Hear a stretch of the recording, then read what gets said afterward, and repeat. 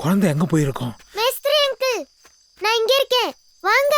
தெய்வ குழந்தையா இருக்கேடா, கடத்ததுக்கு அதே கூப்பிடுது. வா. ஏய், இப்பவும் சொல்றேன், இது எனக்கு வேணான்னு தோணுது. டேய், தூக்கத்துக்கு வசதியா அது காருக்குள்ள உட்காந்துது. வாடா. பாப்பா சைலண்டா இருக்கணும். லக்ஷ்மி ஸ்டார்ட் ஆயிடு.